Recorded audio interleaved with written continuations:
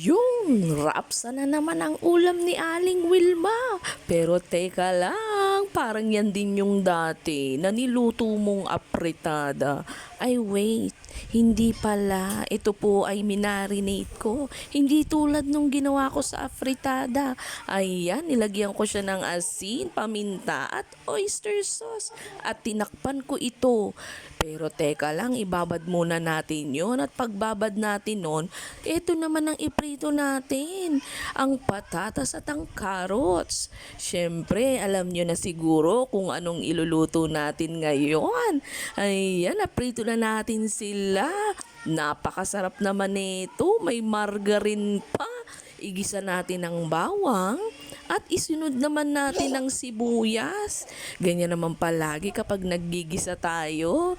Ayan, di ba? Malapit nyo na bang mahulaan kung anong putahe ito? At pagkagisa nga natin ng bawang at sibuyas sa margarine, ilagay naman natin yung minarinade nating karne. Yes, tama po. Karne ng baboy yan, guys, ha?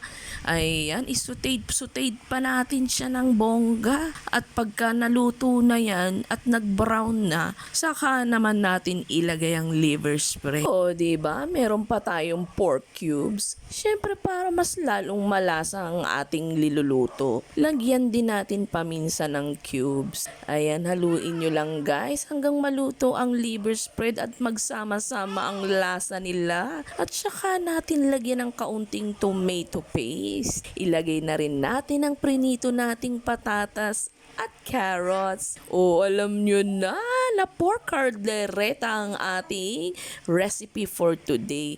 Pero guys, nilagyan ko rin siya ng Baguio beans kasi paborito yan ng bunso ko. Hahanapin niya yan sa niluluto ko. Kaya wag kayong magtaka kung bakit merong Baguio beans ito.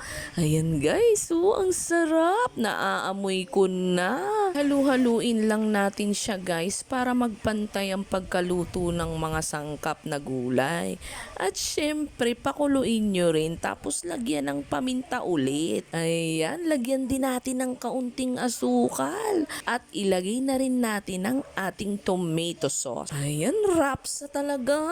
Ano ba guys, nagugutom na ba? Yan nga palang version ng pagluluto ko ng kaldereta guys, kahit maging beef pa yan. Sana magustuhan nyo ang pagkaluto ko. Oh, wait. Para mas lalong sumarap, dagdagan pa natin ng isang lata ng liver spread.